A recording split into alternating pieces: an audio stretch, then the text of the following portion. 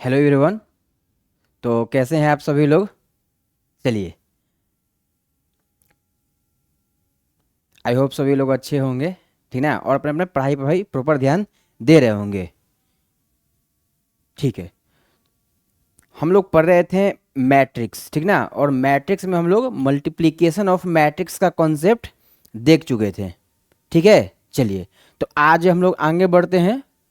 ठीक है, और हम लोग पढ़ते हैं आज। ये देखिए, हम आपको पिछले क्लास में क्या पढ़ाए थे, मल्टीप्लिकेशन ऑफ मैट्रिसेस, मतलब दो मैट्रिक्स को कैसे मल्टीप्लाई किया जाए और उस पर आधारित कुछ इंपॉर्टेंट क्वेश्चंस करवा दिए थे। ठीक है, आप जाकर देखिएगा, जो भी आपको हम देखिएगा वहाँ पर कि प्लेलिस्ट में क्या है, प्लेलिस्ट में हम आपको पढ़ा दिए हैं टोटल।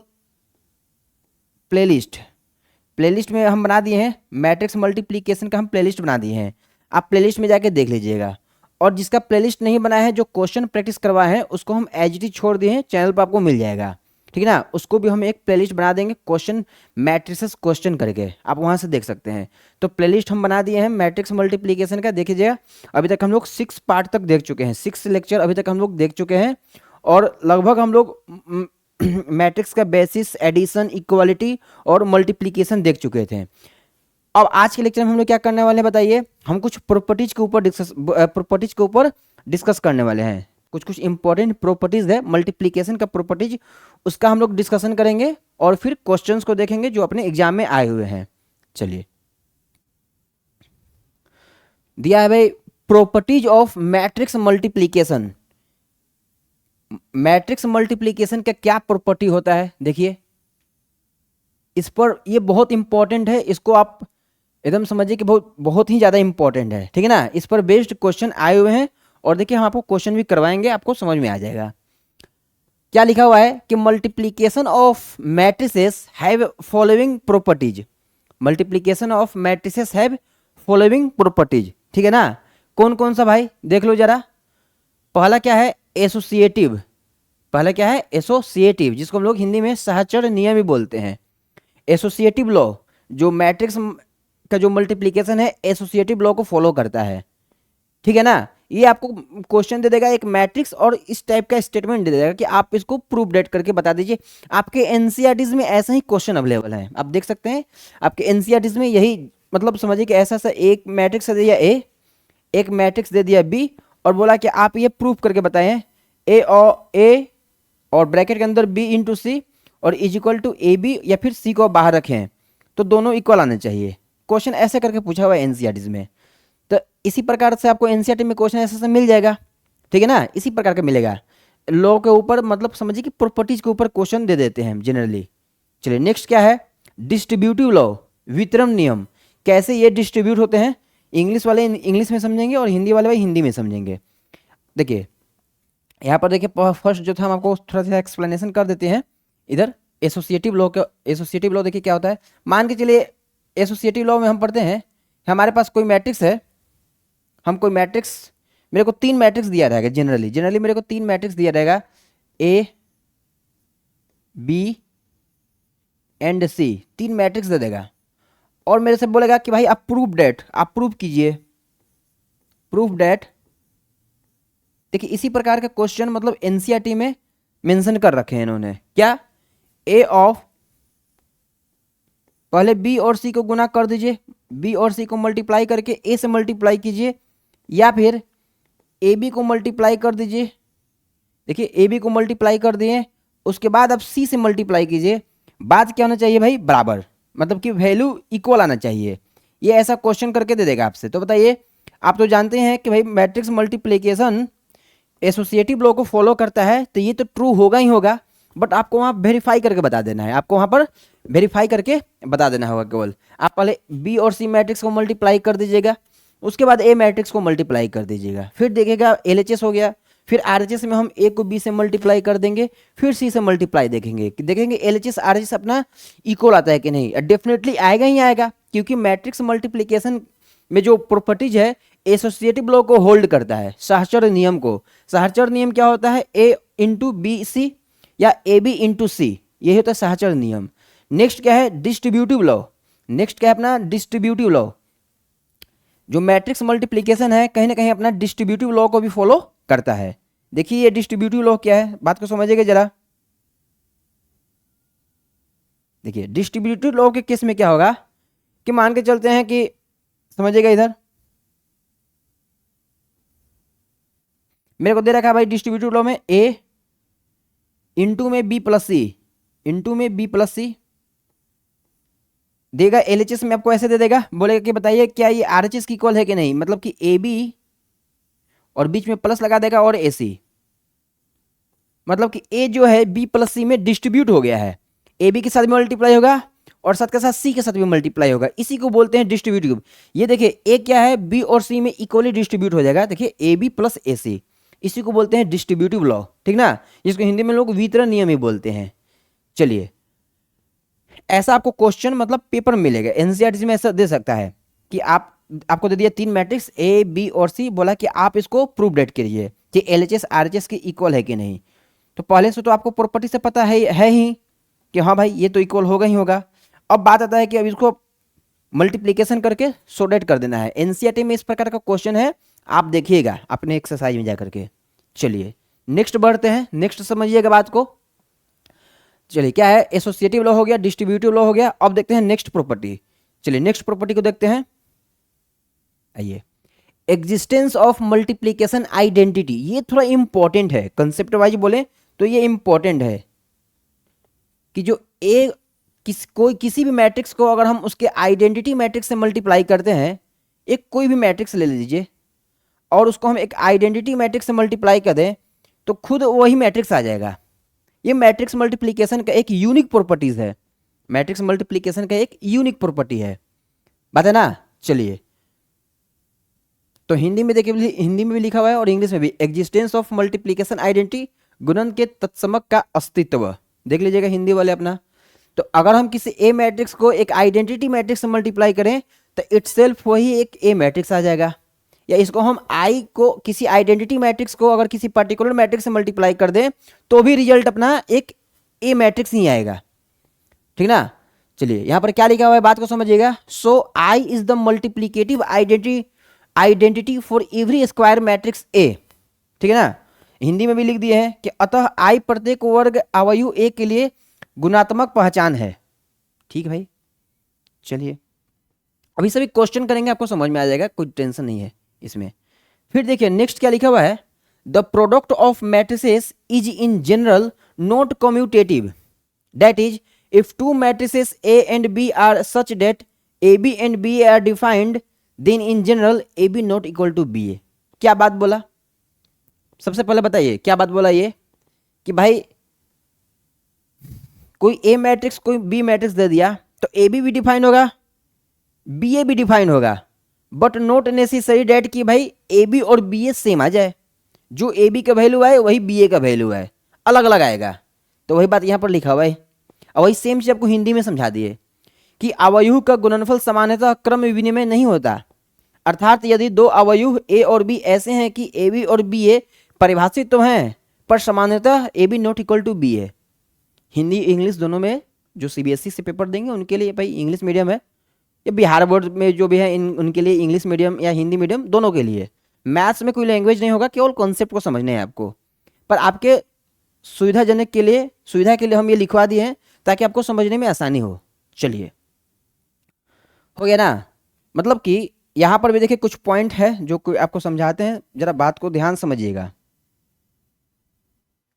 क्वेश्चन से ही डेफिनेटली आपको क्वेश्चन से ही समझ में आएगा, बट कोशिश करते हैं इधर।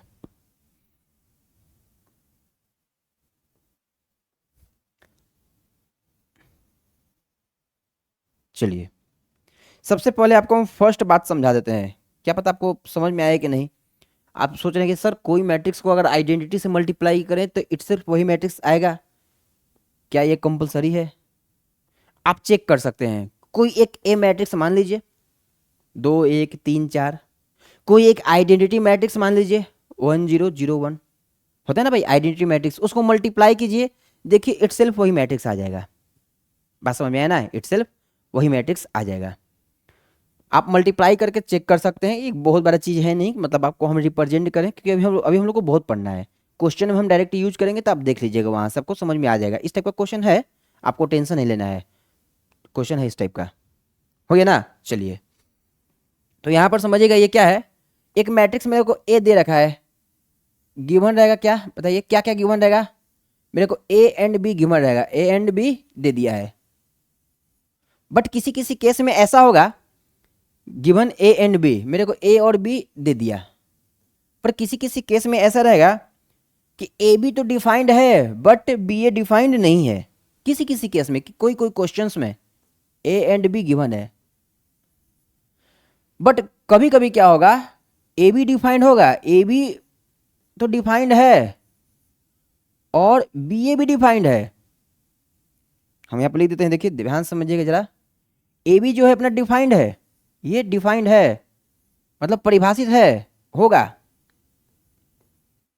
ए बी क्या है, डिफाइंड है मतलब कि परिभाषित है, ए बी का वैल्यू कुछ आएगा और बी ए का भी वैल्यू कुछ आएगा, बी ए भी डिफाइंड होगा, बी को ए से मल्टीप्लाई कर दीजिए तो ई ए भी डिफाइंड है। बट बात आपको यहां पर एक क्लियरली समझ लेना है, जरा ध्यान से देखिएगा। चलिए, बट देखिए हम लिखते हैं यहां पर ए बी भी डिफाइंड है, आपका बी ए भी डिफाइंड है, एक मिनट रुकिएगा जरा,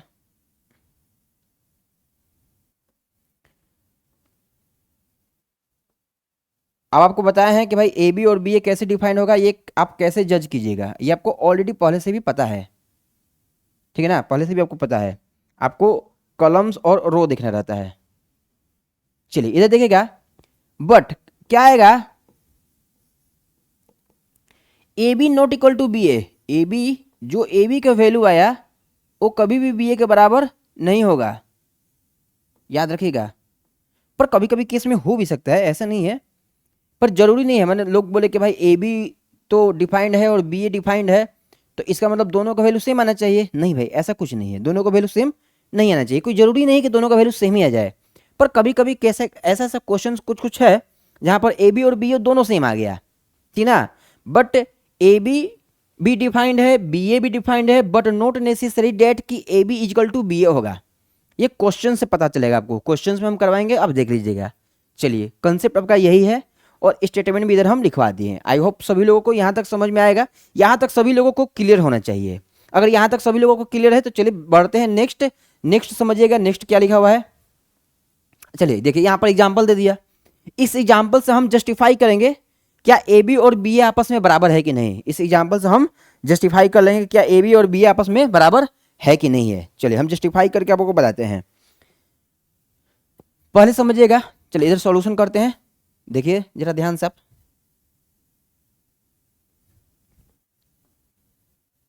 सॉल्यूशन देखिएगा आप,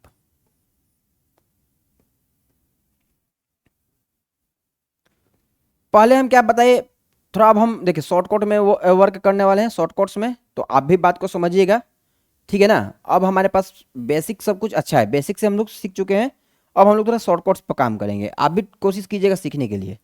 चलिए हम देखिए यही इसी क्वेश्चन में कुछ कुछ वर्क करना चाहते हैं।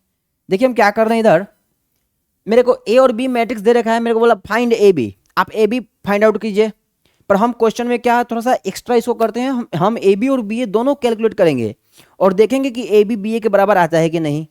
चलिए क्या है, ए और बी, बताइए कि ये इस फर्स्ट वाले मैट्रिक्स का ऑर्डर कितना है, देखिए कितना इसमें रो है, इसमें 2 रो है, कलम कितना है 1 2 और 3 इसमें कलम है, हम बोलेंगे ना इसमें 2 रो है और 3 कलम है, तो मैट्रिक्स क्या हो गया बताइए, मैट्रिक्स आपका 2/3 का मैट्रिक्स आ गया, 2/3 का ये मैट्रिक्स है, 2/3 का मैट्रिक्स है। तो आप यहां पर लिख दीजिए, देखिए बीच बीच में हो सकते हैं कि न्यू बच्चे भी देख रहे होंगे, तो उनके लिए हम थोड़ा समझा देते हैं, बढ़िया से समझा देती हैं कि भाई इसमें 2 रो है और 3 कलम है, तो ये आपका कहीं ना कहीं 2/3 का मैट्रिक्स है, हो गया ना। चलिए कोई किसी को कोई दिक्कत नहीं दिक्कत, बहुत बहुत आसान है। बी मैट्रिक्स में आइए, बी मैट्रिक्स में देखिए क्या है भाई, 1 2 और 3 रो है और 2 कॉलम है, तो 3/2 हो गया ना। अब ए बी को डिफाइन होने के लिए क्या कंडीशंस होना चाहिए, कंडीशन क्या होना चाहिए कि भाई ए का जो नंबर ऑफ कॉलम होगा बी के नंबर ऑफ रो के बराबर होना चाहिए, बी के नंबर ऑफ रो के बराबर होना चाहिए। तो आप देख सकते हैं, आप देख सकते हैं, देखिए इधर ए का जो कॉलम है बी के रो के क्या है भाई, बराबर है। तो ए बी का मल्टीप्लीकेशन पॉसिबल है कि नहीं है, बिल्कुल है, ए बी का मल्टीप्लीकेशन पॉसिबल है। तो देखिए हम सॉल्यूशन कैसे करते हैं, सॉल्यूशन पार्ट में कैसे बनाते हैं, जरा आप ध्यान से समझिएगा, क्योंकि क्वेश्चंस बहुत ही आसान है, केवल बस आपको समझना है। देखिए सॉल्यूशंस करते हैं। ए क्या दे रखा है अपना, ए का बताइए ऑर्डर क्या दे रखा है, ए का ऑर्डर है 2/3, बी का ऑर्डर क्या दे रखा है 3/2। बताइए ए बी क्या आ जाएगा, ए बी का ऑर्डर क्या आ जाएगा बताइए। चलिए यहां पर बात को समझिएगा, देखिए यहीं पर है, हमने यहां पर लिख देते हैं एक बार।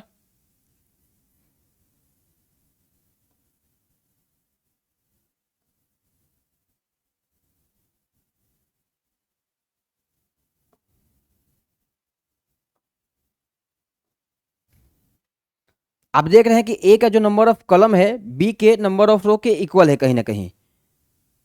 तब हम लोग क्या कहेंगे कि भाई ए बी पॉसिबल है। और कितना आएगा ए बी, जो रिमेनिंग बचते हैं, मतलब ए बी जो आएगा आपका, ये कहीं ना कहीं 2/2 का एक मैट्रिक्स आएगा। ए बी क्या आएगा, 2/2 का मैट्रिक्स आएगा। आप यहां पर लिख दीजिए कि ए बी अपना 2/2 का मैट्रिक्स आएगा। चलिए हो गया ना। अब हम लोग ए बी का कैलकुलेशन करेंगे और देखते हैं ए बी अपना क्या आता है। मैट्रिक्स बहुत ही आसान है, ज़्यादा कुछ टफ है नहीं। मैट्रिक्स हो गया, फिर आपको मतलब ये इन्वर्स हो गया, इन्वर्स ट्रिग्नोमेट्रिक फंक्शंस हो गए, ये सभी बहुत आसान आसान है, मतलब इसमें कोई बड़ा चीज़ है नहीं। देखिए अब हम ए बी का कैलकुलेशन करते हैं। ए बी का कैलकुलेशन देखिए, ए बी क्या आएगा, ए और बी,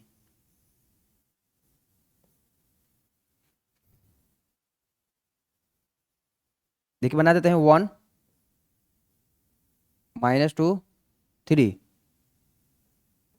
-4 2 और 5। बी कितना है देखिए 2 3 4 5 2 1। हो गया ना। चलिए अब देखिए हम ए बी कैलकुलेट करते हैं। बताइए ए बी क्या आ जाएगा अपना। मेरे को ये चीज़ पता चल चुका है कि ए बी अपना 2/2 का एक मैट्रिक्स आने वाला है और कुछ नहीं। मेरे को बस इतना पता चल चुका है कि ए बी अपना कहीं ना कहीं 2/2 का मैट्रिक्स आएगा। देखिए मल्टीप्लाई कीजिए आप, 1 को 1 से मल्टीप्लाई कीजिए तो सॉरी 1 को 2 से मल्टीप्लाई कीजिए, कितना आएगा 2। 4 को -2 से देखिए कितना आएगा, देखिए 2 और -8 आएगा, सही है ना। अब ये सिंपल सिंपल चीज़ आप सीख चुके हैं, इतना आएगा 2 -8 और +6। तो बताइए कितना आ जाएगा, कहीं ना कहीं अपना 0 आ जाएगा। ये भी क्या आ जाएगा, कहीं ना कहीं बीच में यहाँ पर 0 आ गया ना, सही है ना। देखिए 6 और 2 8 और ये 0, यहाँ पर 0 पुट कर देंगे। फिर इसको, फिर देखिए ये जो 1 -2 3 है, एक बार ये C1 के साथ तो मल्टीप्लाई हो गया, अब C2 पर शिफ्ट कर देंगे। देखिए 3 एकम 3, ये तो आ गया 0। देखिए 1 को 3 से मल्टीप्लाई किए 3, क्या लिख दिए भाई 3, -2 को 5 से तो -10 और +3 कम 3। बताइए कितना आ गया भाई, 3 3 3 3 6 और 10 -4 ना, -4। आप इधर -4 लिख दीजिए। रुकिए जरा इसको हम अच्छा बना लेते हैं ताकि आपको समझ में प्रॉपर आएगा। 1 मिनट रुकिएगा।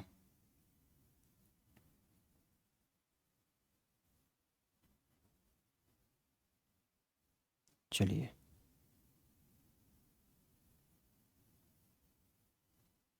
हो गया ना ये चीज। ए बी कितना है भाई, 0 और -4, 0 और -4 हो गया। नेक्स्ट आइए, नेक्स्ट क्या है, -4 को 2 से तो -8 और +8 और 10, तो बताइए क्या बचा, +10 ही बचेगा, क्योंकि आपका -8 +8 कहीं ना कहीं कैंसिल हो गया। यहाँ पर आप 10 लिख दो, 10 हम लिख दिए। नेक्स्ट आ जाओ, -12 और 10 और 5 हो गया ना। तो 15 और प्लस ये 10 5 15 -12 + 15 ये 3 के बराबर आ गया। चलिए ये हो गया आपका ए बी, आप कैलकुलेट करके देख भी सकते हैं, आपके हम सामने भी ये कैलकुलेट भी कर दिए, हो गया ना। तो आप इसी प्रकार से मतलब मैट्रिक्स मल्टीप्लिकेशन को परफॉर्म करेंगे, अब बच्चों जैसा नहीं मतलब लिख करके 0 -4 10 और 3 आ गया। अब हम चेक करते हैं, अब हम चेक करेंगे क्या बी ए पॉसिबल है, ए बी तो पॉसिबल है, ए बी तो पॉसिबल है। 0 -4 आ गया और 10 और 3 है ना, ठीक है। और देखिए हम आपको बताया क्या कि 2/2 ऑर्डर का आएगा, देखिए ऑर्डर भी अपना सही है भाई, ऑर्डर में भी कोई दिक्कत नहीं है। ऑर्डर कितना है, 2/2 का ये ऑर्डर आ गया। चलिए अब बात को समझिएगा, नेक्स्ट हम लोग क्या करने वाले हैं। अब हम मेरे क्वेश्चन में मेरे को इतना ही दे रखा था कि आप ए बी कैलकुलेट करके बता दो कितना होगा। अब हम लोग नेक्स्ट क्या करते हैं, बी ए को भी कैलकुलेट करके देखते हैं क्या बी ए पॉसिबल है कि नहीं, और ये भी देखेंगे क्या ए बी और बी ए बराबर आता है कि नहीं, इक्वल आता है कि नहीं आपस में। समझिएगा इधर देखिए,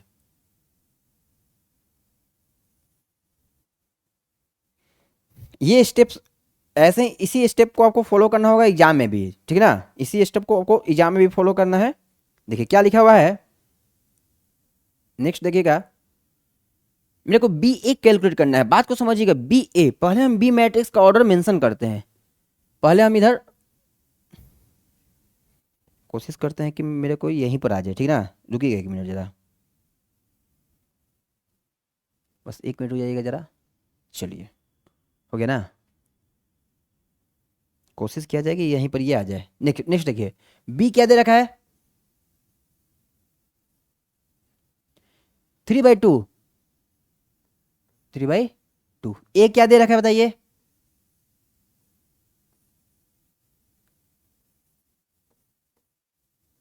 2/3 हो गया।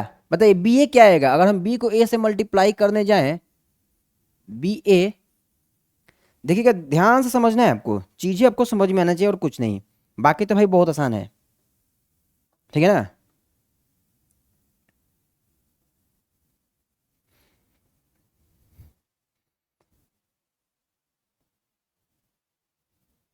देखिए देख रहे हैं आप यहाँ पर, आपको पता चल चुका है कि भाई यहाँ पर 3 और 3 आपस में क्या है। आपको हम क्या बताएं, सॉरी 3/3 नहीं, मिस्टेक हो गया मेरे से, इधर रुकिएगा 1 मिनट रुक जाइएगा जरा। मेरे को बी का क्या कॉलम देखना पड़ेगा ना, बी का कॉलम और ए का रो देखना पड़ेगा। देखिए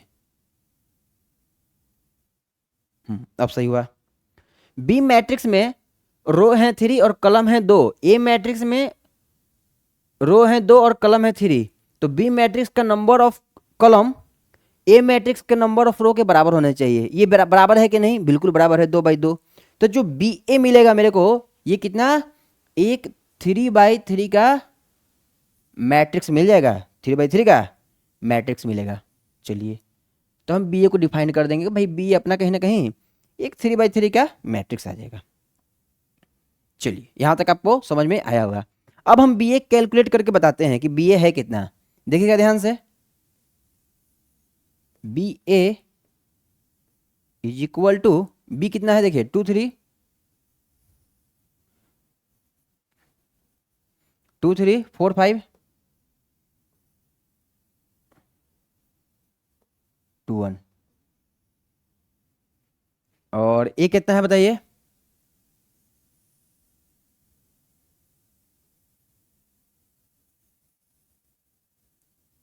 1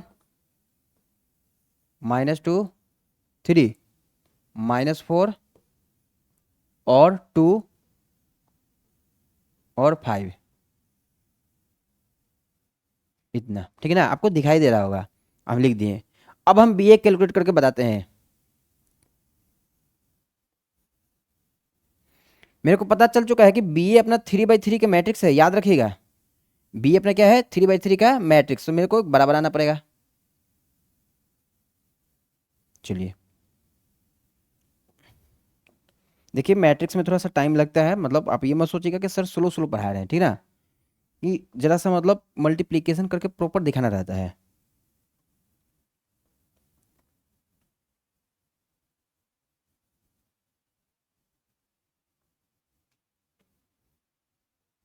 बी हो गया ना। अब बताइएगा, इधर देखिएगा आप ध्यान से जरा, यहाँ पर लिख देते हैं, 1 मिनट रुकिएगा।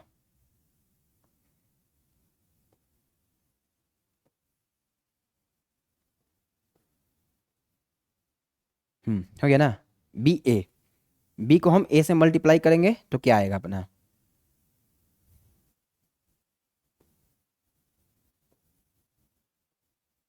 देखिए 2 को 1 से मल्टीप्लाई करते हैं तो 2 एकम 2, 2 × 1 2, और -12, तो कहीं ना कहीं -10 आ गया। सही है ना, देखिए 2 को 1 से मल्टीप्लाई करते हैं तो 2 और -12, तो -10 आ गया ये। सही है। फिर यहाँ क्या आएगा बताइए, -4 और +6, ठीक है ना, तो कितना आ जाएगा बताइए, प्लस में 2 आ जाएगा।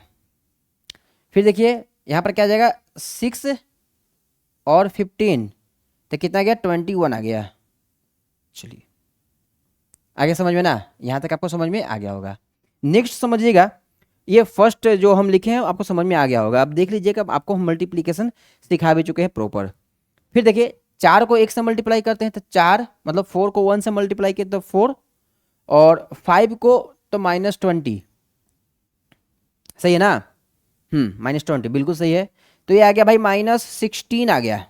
चलिए ठीक है, -8 और +10, तो ये 2 आ गया।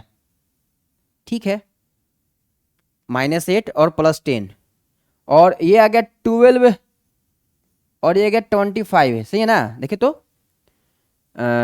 4 को 3 से मल्टीप्लाई किए तो 12, और फिर 5 को 25, तो कितना आ गया बताइए, 35 और 37 आ गया, ये 37 आ गया अपना, 37। चलिए अगर मेरे से कहीं मिस्टेक होगा तो आप भाई अब सुधार लीजिएगा। मल्टीप्लीकेशन ऑफ मैट्रिसेस आपको हम सिखा भी चुके हैं। आप 2 को 1 से मल्टीप्लाई कर दें तो 2 और -4, कितना आया, -2 आया। 2 को 2 से तो -4, और +2 तो -2। फिर देखिए 2 को 3 से 6, और 5 तो 11th, ये 11 आ गया आपका। आई होप सभी लोगों को समझ में आ गया होगा मल्टीप्लिकेशन ऑफ मैट्रिसेस कैसे करते हैं, आपको हम बता भी दिए। अब यहाँ पर हम थोड़ा सा आइडेंटिफाई कर लेते हैं कि कितना ऑर्डर आया। देखिए जो बात लिखे थे 3/3, 3/3 आ गया, 3/3 अपना आ गया। बताइए कोई दिक्कत, किसी को कोई दिक्कत है तो बताइए। बहुत ही आसान था, सभी लोग को समझ में आ गया होगा कि भाई जो बीए है अपना, कहीं ना कहीं एक 3/3 मैट्रिक्स आ गया। चलिए अगर मेरे से कहीं मिस्टेक हुआ होगा तो आप सुधार लीजिएगा, कोई बड़ी चीज़ है नहीं, क्योंकि जरा इसको हम अच्छा से लिख देते हैं। ये बार बार मिस्टेक क्यों हो गया भाई, देखिएगा, बीए आ गया ना। चलिए तो सभी लोगों को समझ में आ गया होगा। इस क्वेश्चन से क्या कंक्लूजन पता चला मेरे को, इस क्वेश्चन से ये कंक्लूजन पता चल गया कि भाई कभी कभी क्वेश्चन में ए और बी दे रखा रहेगा, ए बी भी डिफाइंड होगा, बी ए भी डिफाइंड होगा, बट कभी कभी क्या होगा, A B not equal to B A. तो आप देख सकते हैं कि यहाँ ए बी तो अपना 2/2 ऑर्डर का था, और बी ए क्या भाई 3/3 ऑर्डर का है। ये हर हाल में इक्वल है क्या, नहीं इक्वल है, नहीं इक्वल है ना। तो यहाँ पर क्या शर्त, यहाँ पर क्या लिखना पड़ेगा कंक्लूजन में, देखिए बात को समझिएगा जरा। हम क्या लिखते हैं, देखिएगा इधर, देखिएगा मेरे प्यारे भाई क्या लिखते हैं, आ जाओ। लिखते हैं डेट इज, ए बी क्या है, डिफाइंड है, 1 मिनट रुकिएगा जरा। डेट इज, ए बी क्या है अपना, डिफाइंड,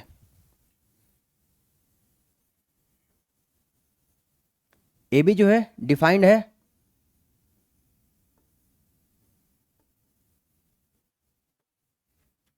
और बीए क्या है, ये भी डिफाइंड है।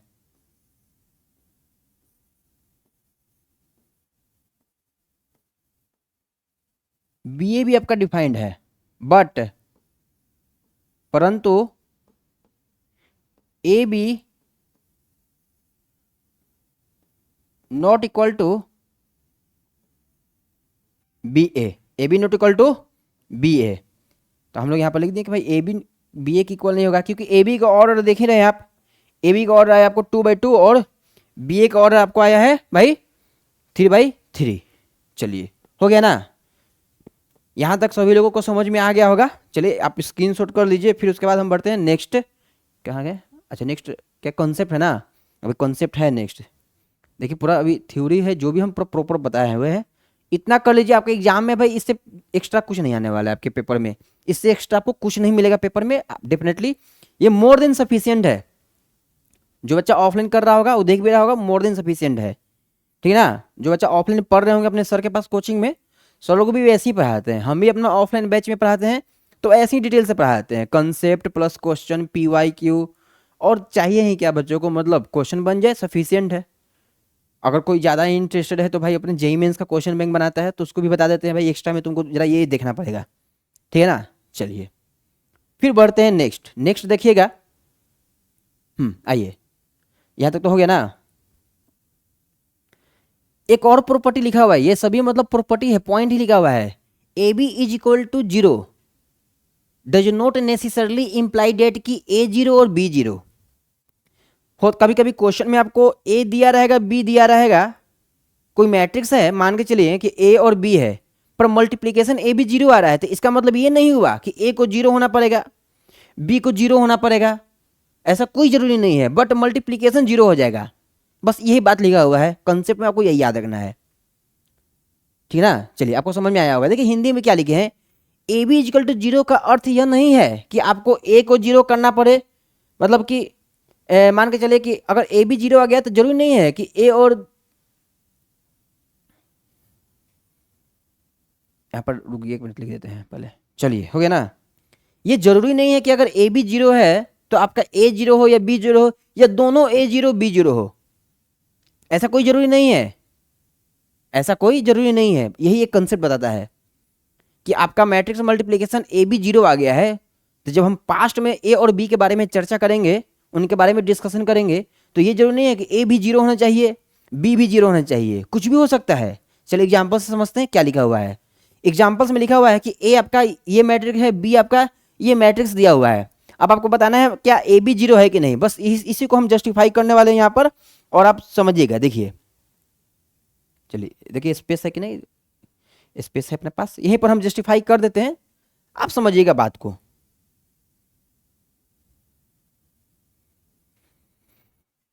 चलिए सॉल्यूशन को समझिएगा, ठीक ना। तो जैसे आपके ऑफलाइन क्लासेस में बैच चलता है, ठीक उसी प्रकार मतलब ऑनलाइन में भी बैच चलेगा, ठीक ना। आपको ऑफलाइन कोचिंग क्यों ज्वाइन करना चाहिए, इसका एक ऑथेंटिक रीजन है कि ऑनलाइन में बहुत सारे बच्चों का पेशेंस लेवल नहीं होता है। ऑनलाइन में आपको चाहिए पेशेंस लेवल, पर इसका डिमेरिट भी बहुत ज़्यादा है, ठीक ना। ऐसा देखिए ऑनलाइन पढ़ के हम कोर्स नहीं खत्म कर सकते हैं, एक बात याद रखिएगा, कहीं ना कहीं आपको बैकलॉग लग ही जाएगा।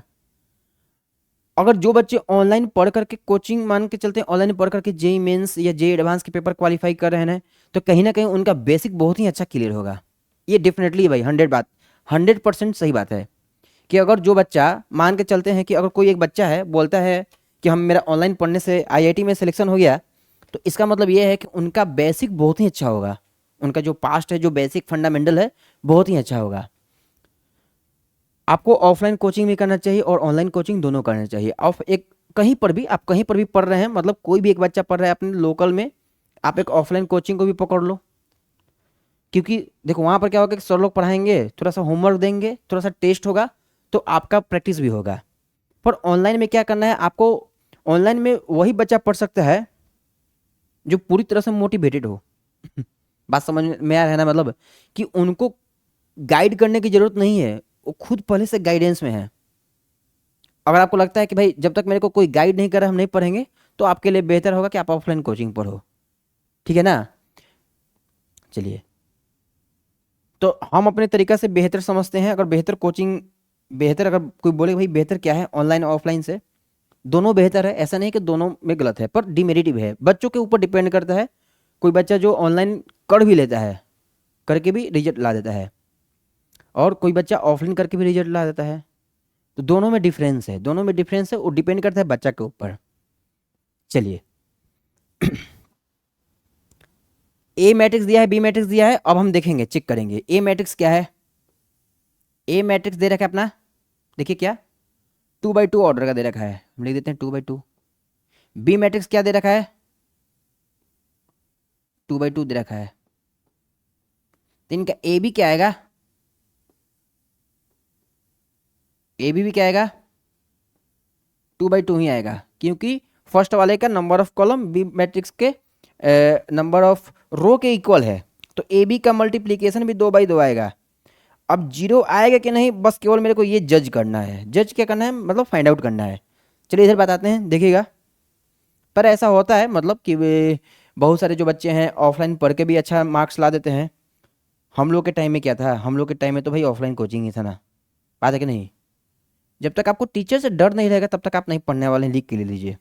चाहे आप कितने भी पढ़े, कितने भी पढ़ने वाले क्यों ना हो, जब तक आपको टीचर से डर नहीं है और कंपटीशन लेवल नहीं देखना है, मतलब कि मेरे बच्चे उससे मेरे को आगे निकलना है क्लास में। एक एवरेज क्लास में देखिए बताते हैं, कोई भी एक जो एवरेज क्लास में सर लोग पढ़ाते हैं, कोई भी 100 बच्चा का एक क्लास चल रहा है, 100 बच्चों का क्लास चल रहा है। इस 100 बच्चों के क्लास में अगर आप ऑफलाइन कोचिंग ज्वाइन करते हैं, सर लोग बोलते हैं कि भाई आज मैट्रिसेस का टेस्ट होने वाला है, तो आपको डेफिनेटली पता है कि अगर हम नहीं पढ़ेंगे तो मेरा कम नंबर आएगा, हम पीछे से टॉप करेंगे। बट ऐसा ऑनलाइन में क्या होता है कि बोला गया कि आप मॉक टेस्ट दो, बल्कि टेस्ट दो, तो आप देख रहे हैं कि अरे यार नेगेटिव भी चला गया तो हम ही देख रहे हैं, मेरे को कोई देखने वाला है नहीं, ऐसा होता है। बट ऑफलाइन में क्या होता है, आपको पता है कि अगर मेरा कम आ गया तो मेरा दोस्त मेरे को हल्ला कर देगा कि यार उसका तो कम आ गया था, तो आप उसके डर से भी पढ़ेंगे आप उसके डर से भी पढ़ेंगे, बात है ना। ऐसा ही होता था हम लोग के टाइम में कि अरे यार उसका तो ज़्यादा नंबर आ जाएगा, तो दो ही केस बनता है, या तो टेस्ट ही छोड़ दो, या तो टेस्ट दो तो भाई कम से कम अच्छा नंबर आना चाहिए। तो टेस्ट नहीं छोड़ने वाला बात, तो अब कितना टेस्ट छोड़िएगा, एक दो छोड़िएगा, टीचर तो पकड़ ही लेंगे, तो कहीं ना कहीं टेस्ट तो देना ही पड़ेगा। पर हम लोग पढ़ के जाते थे, उसी पढ़ने के बहाने से क्या होता था कि कहीं ना कहीं रिवीजन हो जाता था, जो भी हम लोग पढ़ रहे थे लगभग टोटल रिवीजन हो जाता था। तो ऐसा नहीं है, आप अगर आप ऑनलाइन भी पढ़ रहे हैं तो आप देखिए थोड़ा सा ऑनलाइन अगर कोचिंग कर रहे हैं, आपको लग रहा है कि ऑनलाइन से मेरे को बेहतर समझ में आता है, तो आप एक ऑफलाइन कोचिंग पकड़ लीजिए। उससे क्या होगा, मतलब कि आपका थोड़ा प्रैक्टिस हो जाएगा, लिखने का तरीका पता चल जाएगा। जब तक देखिए, जब तक आप लिखेंगे नहीं ना, मतलब मल्टीपल मल्टीपल बार नहीं लिखेंगे, जैसे फिजिक्स का डेरिवेशन है, आप क्या सोच रहे हैं कि टीचर सर एक बार करवा दिए, एक बार हम कर लिए, अब हो गया एग्जाम में, नहीं नहीं होगा, याद है, नहीं होगा, बिल्कुल नहीं होगा। आपको उस डेरिवेशंस को कम से कम 10 to 15 टाइम्स खुद से प्रैक्टिस करके देखना है, और हर एक 10 दिन 15 दिन पर करके देखते रहना है कि क्या अभी भी मेरे से डेरिवेशन हो पा रहा है कि नहीं, क्या मेरे को कॉन्सेप्ट पता है कि नहीं, तब ना आप एग्जाम में लिख पाइएगा। क्योंकि आप 3 घंटे के एग्जाम में अगर मान के चलिए, +2 का एग्जाम तो 3 घंटा का होगा ही, 3 आवर्स का होगा ही, तो वहाँ पर आप कैसे लिख पाइएगा, ये सबसे बड़ा चीज़ है। अगर आप न्यूमेरिकल्स भी बनाते हैं तो देखिए न्यूमेरिकल्स कैसे प्रैक्टिस होता है बताते हैं। हम लोग के टाइप फॉर्मूला नहीं याद हो रहा था जल्दी, सर डेरिवेशन करवा दिए, फॉर्मूला याद नहीं होता, पर हम लोग क्वेश्चन बनाते बनाते बनाते एग्जाम्पल को देखते देखते देखते बहुत ज़्यादा न्यूमेरिकल्स बना लिए। अब इससे क्या हुआ, पता चल चुका है कि भाई अब कोई भी फॉर्मूला कहाँ लगाना है, बस समझ में आया ना। तो जब तक आप खुद से लिख लिख कर नहीं प्रैक्टिस कीजिएगा, तब तक आपसे एग्जाम निकलने वाला नहीं है। ये 100% बात सही है, और कुछ नहीं है, जेन्युइन बात है। चलिए नेक्स्ट देखिए, आते हैं, देखिए समझते हैं पढ़ाई पर। ए और बी, मेरे को ए बी निकालना था, देखिए हम ए बी निकाल के बताते हैं आपको।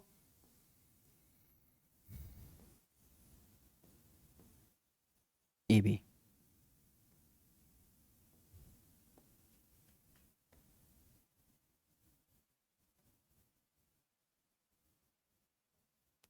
देखिएगा,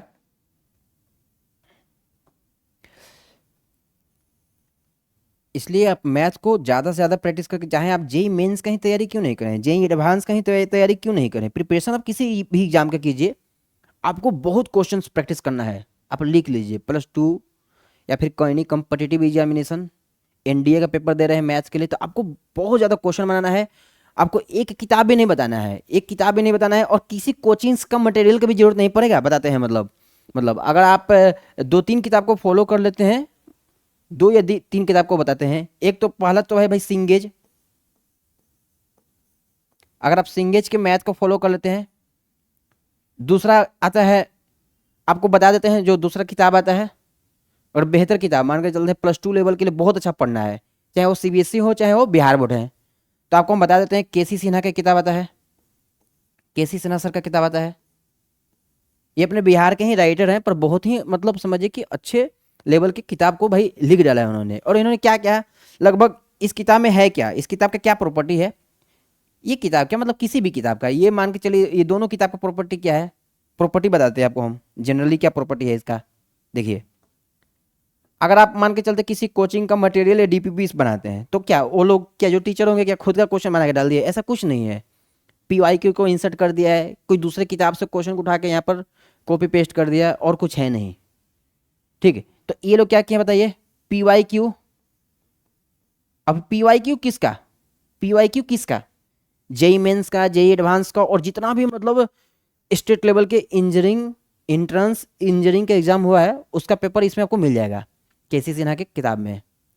ठीक ना, एक सिंपल इतना मोटा अलजेब्रा का आएगा, इतना मोटा आपको एक ट्रिगो का आएगा, कैलकुलस का आपको इतना मोटा आएगा, आपको लिए मोर देन सफिशियंट है, सफिशियंट है आपके लिए, आप करके जा सकते हैं और देख सकते हैं।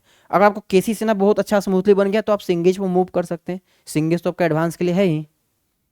चलिए, और अगर किसी को केवल 12th लेवल चाहे सीबीएसई हो चाहे स्टेट बोर्ड, तो आप एनसीईआरटी पढ़ें, सफिशियंट है, और पीवाईक्यू क्वेश्चन करके जाना है और कुछ नहीं।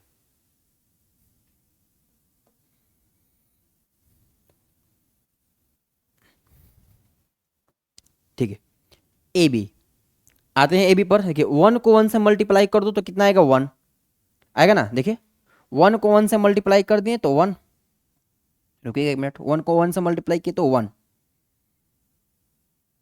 और फिर यहाँ -1, तो ये तो 0 आ गया ना, 0 आ गया। फिर 1 को 1 से मल्टीप्लाई करना है तो 1, फिर -1 को 1 से कर दिए तो 0, 0 आएगा। फिर -1 को 1 से मल्टीप्लाई किए तो 1, और 1 को 1 से मल्टीप्लाई किए तो 1, -1 + 1 0, और ये भी अपना 0। तो आप देख सकते हैं कि भाई हम क्या कंक्लूजन क्या निकल गया कि ए भी अपना 0 मैट्रिक्स नहीं है, एक बी भी अपना 0 मैट्रिक्स नहीं है, पर उनका मल्टीप्लीकेशन एक 0 मैट्रिक्स आ गया, ए बी क्या आ गया, 0। तो यही तो स्टेटमेंट लिखा हुआ था, मतलब कि ए बी यहाँ पर हम क्या बोल सकते हैं कि ए बी का जो मल्टीप्लीकेशन है कहीं ना कहीं एक 0 मैट्रिक्स के बराबर आ गया। बट नॉट नेसेसरी डैट कि ए भी 0 हो जाए और बी भी 0 हो जाए, ये कोई ज़रूरी नहीं है, ये कोई ज़रूरी नहीं है। आई होप सभी लोगों को समझ में आ गया होगा। एक अच्छा कॉन्सेप्ट था, प्रॉपर्टीज एक अच्छा था, तो आपको हम सोचे कि चलिए क्यों ना इस प्रॉपर्टी को डिस्कस कर दिया जाए। कहीं कहीं एग्जाम में डायरेक्टली इस पर बेस्ड क्वेश्चन भी आया है, कॉम्पिटिटिव एग्जाम अगर आप एनडीए का पेपर देते हैं तो डायरेक्टली क्वेश्चन आपको देखने के लिए मिल जाएगा। चलिए आप इसका स्क्रीनशॉट कर लीजिएगा, फिर हम चलते हैं नेक्स्ट। अच्छा, ये टॉपिक बहुत ही इंपॉर्टेंट है, ये टॉपिक एक समझिए कि अच्छा कि हिंदी में थोड़ा सा मिस्टेक हो गया है, हिंदी में समझिएगा। देखिए हम पढ़ देते हैं, positive integral powers of a square matrix. कोई एक स्क्वायर मैट्रिक्स है, उनका पॉजिटिव इंटीग्रल पावर का कॉन्सेप्ट, एक वर्ग अवयव की धनात्मक घात, हिंदी वाले समझ रहे होंगे कि एक वर्ग अवयव की धनात्मक घात, एक वर्ग अवयव की धनात्मक घात, positive integral powers of a square matrix. क्या कॉन्सेप्ट है इसका समझिए, दिया है if A is any square matrix, A जो है एक मैट्रिक्स क्वेश्चन में दे देगा आपको कि भाई यहां पर दिया गया है एक क्या है स्क्वायर मैट्रिक्स, मतलब ऑर्डर, स्क्वायर मैट्रिक्स का सेंस क्या हुआ कि उनका ऑर्डर सेम है, 2x2 है, 3x3 है, ऑर्डर सेम नहीं है, सॉरी, नंबर ऑफ रो और कॉलम आपस में सेम है। एक स्क्वायर मैट्रिक्स का मतलब क्या है कि उनका नंबर ऑफ रो और नंबर ऑफ कॉलम आपस में बराबर है।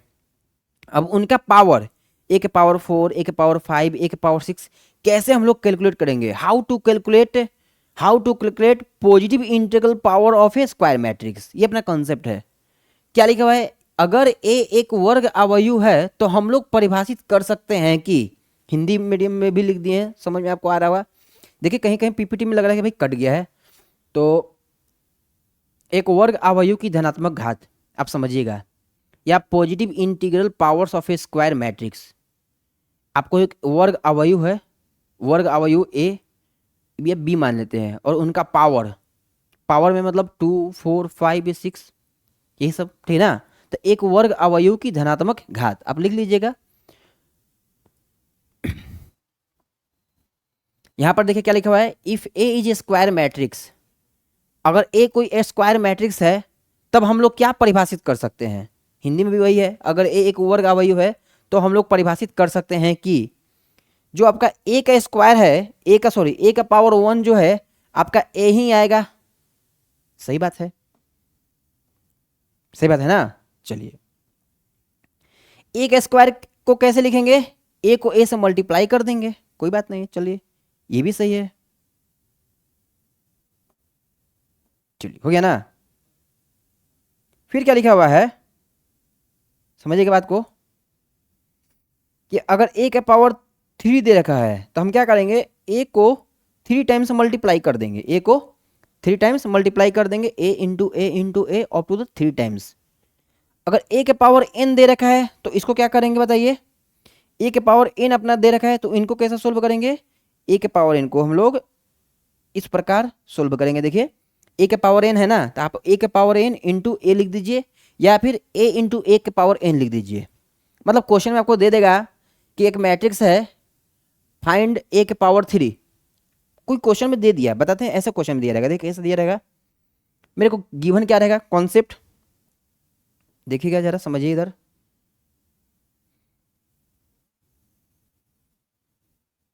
चलिए मेरे को दे दिया, गिवन क्या रहेगा क्वेश्चन में, आपको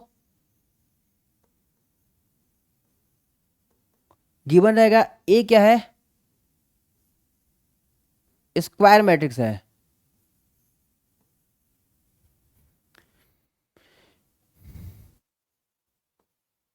स्क्वायर मैट्रिक्स गिवन रहेगा, ए क्या है, स्क्वायर मैट्रिक्स, ये क्वेश्चन में अपना दे दिया। अब हमसे बोला कि आप कैलकुलेट करो, फाइंड करो ए टू द पावर 3। कैसे फाइंड आउट कीजिए बताइए, कैसे, ए इंटू ए इंटू ए 3 टाइम्स मल्टीप्लाई कर देंगे। ऐसा ही क्वेश्चन अपना आने वाला है, आपको आपको क्वेश्चन में ऐसा ही मिलेगा कि आपको ए के power 3 A into A up to the 3 times निकालना है। या आपसे बोल दिया कि नहीं भाई आप ए के पावर 5 कैलकुलेट करो, हम ए को 5 टाइम्स मल्टीप्लाई कर देंगे, A into A into A into ए। ऐसे समझ में ना, मतलब जो भी पूछेगा ए के पावर 100 आप 100 टाइम मल्टीप्लाई नहीं करेंगे, कि ना क्वेश्चन में आपको समझ में आएगा क्या करना है। मतलब इन जनरल बता रहे हैं कि इन जनरल आपको यही करना है और कुछ नहीं। यहाँ देखिएगा फिफ्थ वन प्रॉपर्टी क्या बोल रहा है, फिफ्थ वन प्रॉपर्टी बोल रहा है कि ए के पावर m और ए के पावर n हो तो हम लोग उल्टा भी लिख सकते हैं, ऑपोजिट भी, हम पहले ए के पावर n और फिर ए के पावर m भी लिख सकते हैं।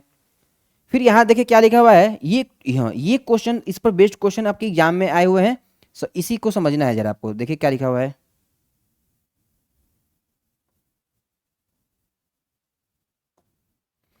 आई के पावर n आपका आई होगा for any positive integers n के लिए, where I is the identity matrix. ये इसको याद रखना है, ठीक ना, ये क्योंकि एग्जाम में भी क्वेश्चन बहुत बड़ा आया हुआ है, नोट्स में लिखवा देते हैं आपके लिए। अगर एनी कोई भी एक आपको दे दे, क्या आइडेंटिटी मैट्रिक्स दे दे, एक मैट्रिक्स दे दे, ए क्या है आपका आइडेंटिटी मैट्रिक्स दे दे, आइडेंटिटी,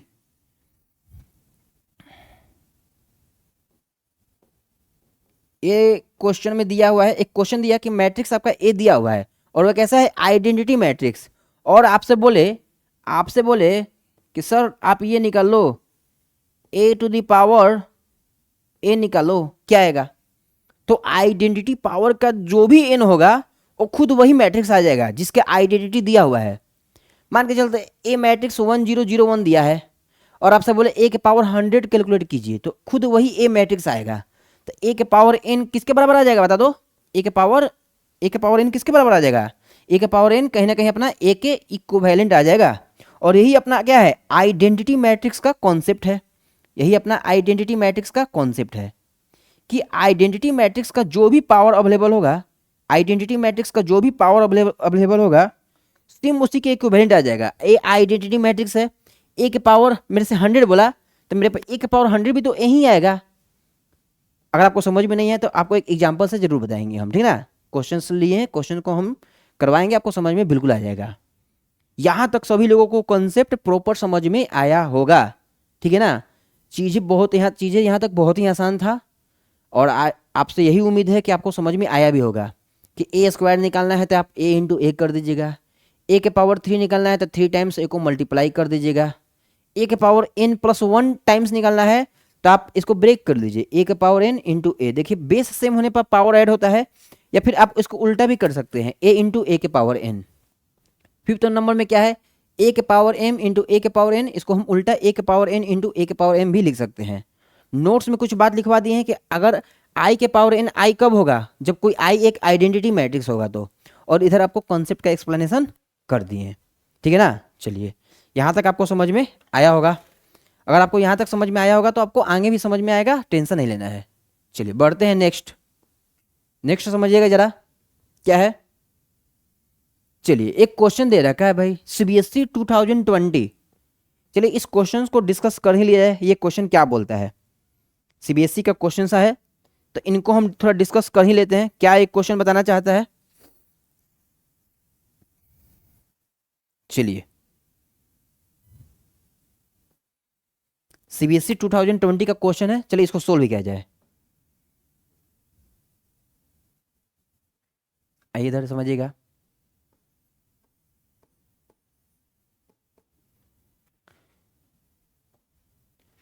अगर भाई आप लोग को मेरा लेक्चर समझ में आ रहा होगा प्रॉपर तो भाई लाइक और सब्सक्राइब जरूर कीजिएगा, ठीक है ना। क्योंकि अगर आप लाइक और सब्सक्राइब और कमेंट कीजिएगा तो हम और अच्छा अच्छा क्वेश्चन लेकर के आएंगे कि हाँ ये क्वेश्चंस करवाना चाहिए, इस टाइप्स का क्वेश्चन करवाना चाहिए क्लास में, ठीक है ना।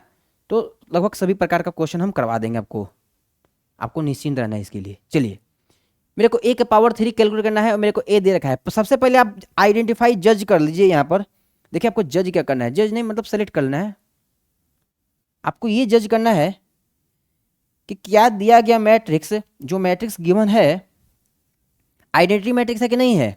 नहीं, ये अपना आइडेंटिटी मैट्रिक्स नहीं है। ये अपना आइडेंटिटी मैट्रिक्स नहीं है। अगर आइडेंटिटी होता है तो ऑप्शन ए या करेक्ट आंसर ए आ जाता है, ठीक है ना। चलिए समझिएगा बात को, क्या लिखा हुआ है। ए के पावर मेरे को 3 निकालना है। ए के पावर 3 कैसे कैलकुलेट होगा बताइए। अभी हम कॉन्सेप्ट में क्या बताएं, आप ए को 3 टाइम्स मल्टीप्लाई कर दीजिए, ए इंटू ए इंटू ए। हम ऐसे लिख सकते हैं क्या, ए के पावर 3 को ए का स्क्वायर इंटू में ए, ऐसे लिख सकते हैं। अब हम क्या करेंगे, पहले हम ए का स्क्वायर कैलकुलेट करेंगे। पहले हम ए का स्क्वायर कैलकुलेट करते हैं और फिर हम क्या करते हैं, फिर हम ए से मल्टीप्लाई करके आपका हम कैलकुलेट कर लेंगे ए के पावर 3।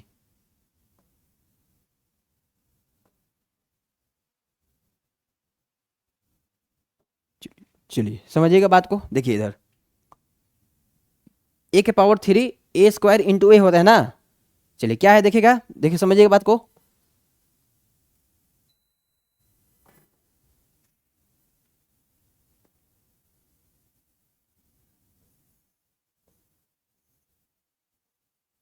ए स्क्वायर क्या है, 1011। ये क्या आएगा, ए स्क्वायर याद है ना, ए इंटू ए। चलिए लिख देते, नहीं तो आप कंफ्यूज हो जाएगा सर कैसे लिख दिए हैं।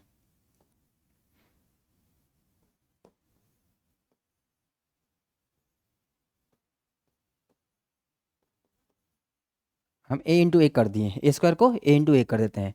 देखिए ए स्क्वायर अपना क्या आ जाएगा,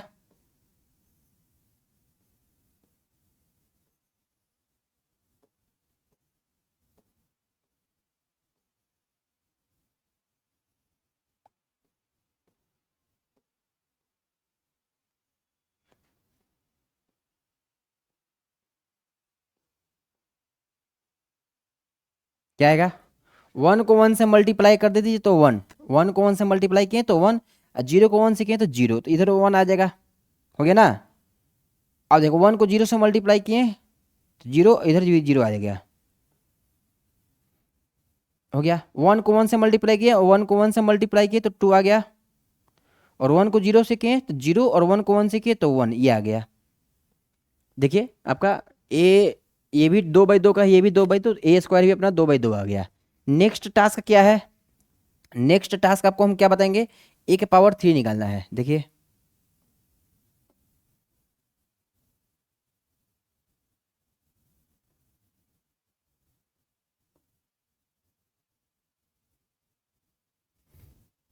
नेक्स्ट टास्क का समझिएगा, मेरे को ए के पावर 3 कैलकुलेट करना है। देखिए इधर इसको हम इक्वेशन 1 बना लेते हैं, यहाँ पर लिख देते हैं फ्रॉम इक्वेशन 1।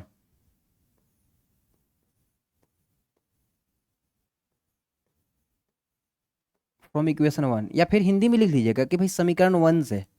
देखिए क्या आएगा, ए के पावर 3, ए स्क्वायर कितना आया है अपना, ए स्क्वायर जो आया है,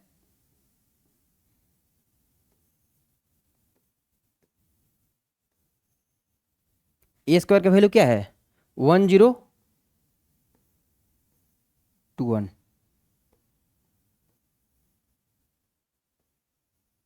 और ये क्या है अपना 1011।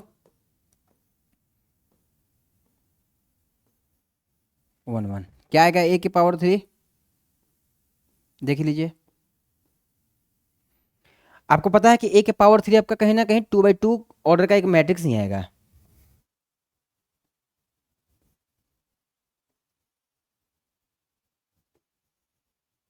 देखिए क्या आएगा, 1 को 1 से मल्टीप्लाई कीजिए तो 1, 0 को 1 से मल्टीप्लाई कीजिए तो 0, तो इधर 1 आ जाएगा।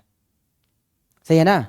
1 को 0 से मल्टीप्लाई कीजिए तो 0, और 0 को 1 से मल्टीप्लाई कीजिए तो 0, तो 0 आएगा। 2 को 1 से मल्टीप्लाई कीजिए तो 2, 1, तो ये 3 आ गया, और 0 और 1 आ जाएगा। तो यही बताइए अपना क्या आ जाएगा, यही अपना आंसर आ गया फाइनल।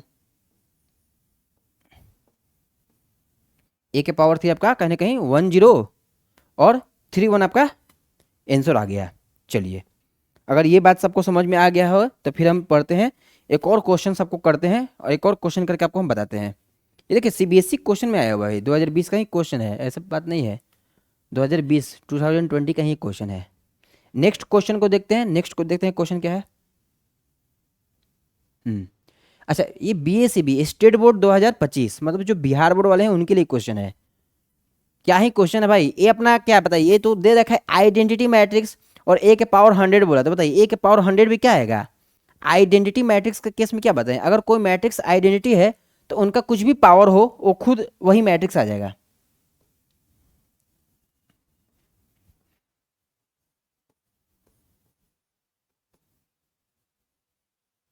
चलिए समझिए, देखिए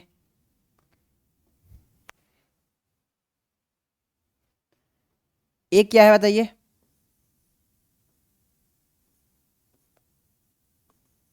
ये 10 और 01, ये कैसा है, आइडेंटिटी मैट्रिक्स है,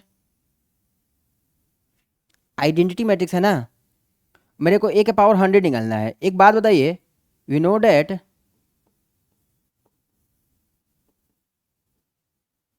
आइडेंटिटी मैट्रिक्स का पावर कुछ भी हो, वो खुद कैसा कैसा क्या आएगा, एक आइडेंटिटी मैट्रिक्स नहीं आएगा। आपको हम ये चीज़ बताए हैं, हम लोग जानते हैं। तो आप ही एक बात बता दीजिए कि ए यदि एक आइडेंटिटी मैट्रिक्स है और इसका हम पावर कुछ भी कैलकुलेट कर रहे हैं, अगर हम ए का पावर 100 कैलकुलेट करने जाएं तो ए ही आएगा। क्यों, क्योंकि अपना ए क्या है, एक आइडेंटिटी मैट्रिक्स है, और इसका पावर कुछ भी हो जाए तो एक आइडेंटिटी ही आएगा, और आइडेंटिटी तो ए के बराबर है, ए इक्वल टू आई है ना, ए इक्वल टू आई है ना भाई। देखिए यहाँ पर ए अपना क्या है, ए आइडेंटिटी मैट्रिक्स है, आइडेंटिटी मैट्रिक्स है। चलिए यहाँ तक समझ में आ गया आपको, चलिए यहाँ तक समझ में आ गया तो आप नोट कर लीजिए। ये अपना ए क्या है, ये आपका एक आइडेंटिटी मैट्रिक्स है। देखिए हम अच्छा से लिख देते हैं।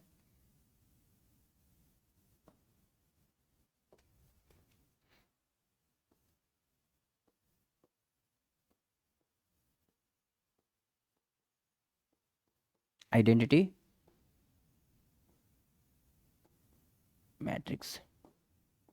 चलिए, आई होप यहाँ तक सभी लोगों को समझ में आ गया होगा। एक स्टेट बोर्ड का क्वेश्चन है, तो इसको भी हम करवा दिए आपको, ताकि आपको समझ में आ जाए। चलिए देखिए, ये क्वेश्चन है, बताइए, ये एनसीईआरटी एग्जाम्पलर का क्वेश्चन है। बताइए क्या ये कोई क्वेश्चन है? ये सब कोई क्वेश्चन है भाई? एनसीईआरटी एग्जाम्पलर में दे रखा है, देखिए सेम। बताइए आंसर क्या आएगा? सेम आएगा। ये सभी बेसिक बेसिक छोटा छोटा क्वेश्चन है, आपको हम करवा दिए, ठीक है। अब जो नेक्स्ट हम लोग पढ़ेंगे, मैट्रिक्स मल्टीप्लिकेशन में एक और पोलिनोमियल आता है, उसको भी हम क्वेश्चंस, एक और लेक्चर आएगा आपका कंसेप्ट पर बेस्ड, एक और क्वेश्चन लेक्चर आ जाएगा। और उसके बाद हम क्या करेंगे कि क्वेश्चंस का एक दो लेक्चर लेकर आ जाएंगे, और उसके बाद हम लोग क्या करेंगे, फिर transpose of A matrix start कर देंगे। चलिए, ये क्या दे रखा है अपना? ये कहीं ना कहीं आइडेंटिटी मैट्रिक्स है, 1001 है ना। फिर यहाँ पर वही अब सेम बात लिखिएगा कि हम लोग जानते हैं कि आइडेंटिटी का पावर कुछ भी n हो, एक आइडेंटिटी मैट्रिक्स ही आता है। आइडेंटिटी मैट्रिक्स का पावर कुछ भी हो n, वो हमेशा क्या प्रोड्यूस करेगा? एक आइडेंटिटी मैट्रिक्स को ही प्रोड्यूस करेगा, ठीक है ना। तो बताइए, एक अगर हम स्क्वायर निकालने जाएं तो खुद ए ही आएगा। क्यों? क्यों आएगा ऐसा? क्योंकि ए क्या है?